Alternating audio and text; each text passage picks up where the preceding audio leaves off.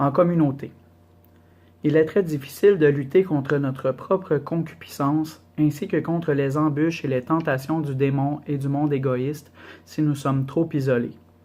Le bombardement qui nous séduit est tel que si nous sommes trop seuls, nous perdons facilement le sens de la réalité, la clairvoyance intérieure et nous succombons. La sanctification est un cheminement communautaire à faire deux à deux. C'est ainsi que le reflètent certaines communautés saintes. En diverses occasions, l'Église a canonisé des communautés entières qui ont vécu héroïquement l'Évangile ou qui ont offert à Dieu la vie de tous leurs membres. Pensons à titre d'exemple aux 7 saints fondateurs de l'ordre des Servites de Marie, aux 7 religieuses bienheureuses du premier monastère de la Visitation de Madrid, à saint Paul Miki et ses compagnons martyrs au Japon, à saint André Kim Taegon et ses compagnons martyrs en Corée, à saint Roque González, saint Alphonse Rodriguez et leurs compagnons martyrs en Amérique du Sud. Souvenons-nous également du récent témoignage des moines trappistes de Tibérine en Algérie qui se sont préparés ensemble aux martyrs. Il y a de même beaucoup de couples saints au sein desquels chacun a été un instrument du Christ pour la sanctification de l'autre époux. Vivre ou travailler avec d'autres, c'est sans aucun doute un chemin de développement spirituel. Saint Jean de la Croix disait à un disciple « Tu ne vis avec d'autres que pour être travaillé, exercé par tous. » La communauté est appelée à créer ce lieu théologal où l'on peut faire l'expérience de la présence mystique du Seigneur ressuscité. Partager la parole et célébrer ensemble l'Eucharistie fait davantage de nous des frères et nous convertit progressivement en communauté sainte et missionnaire. Cela donne lieu aussi à d'authentiques expériences mystiques vécues en communauté, comme ce fut le cas de saint Benoît et de saint Augustin et sa mère sainte Monique. Or, le jour était imminent où elle allait quitter cette vie, jour que tu connaissais, toi, mais que nous ignorions.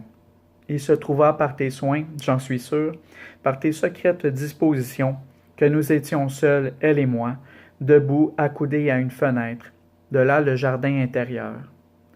Nous tenions grande ouverte la bouche de notre cœur vers les eaux qui ruissellent en haut de ta source, de la source de vie qui est près de toi.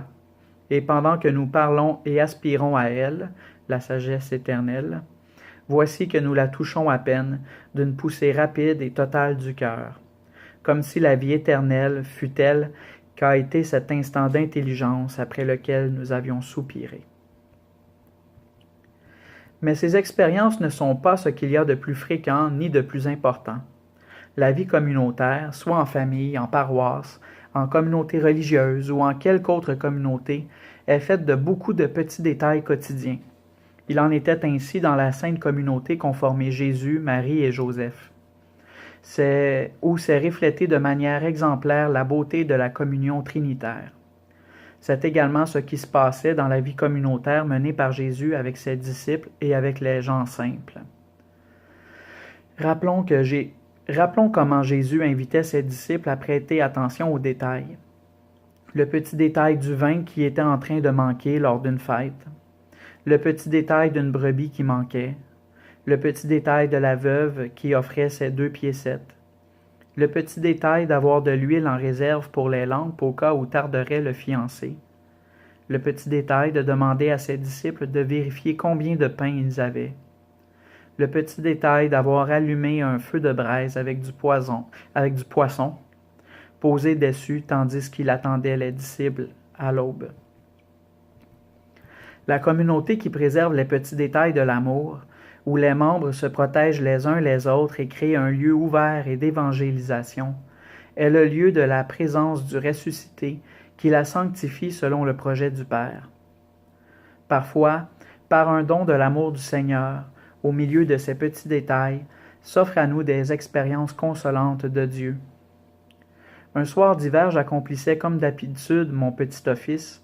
Tout à coup, j'entendis dans le lointain le son harmonique d'un instrument de musique.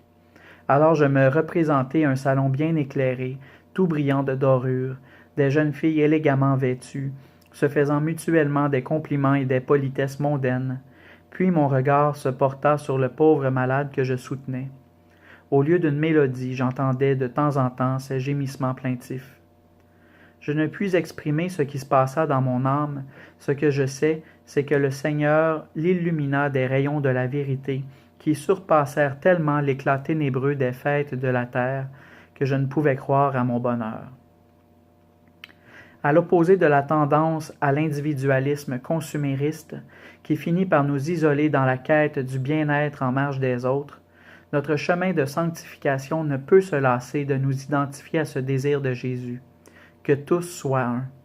Comme toi, Père, tu es en moi, et moi en toi.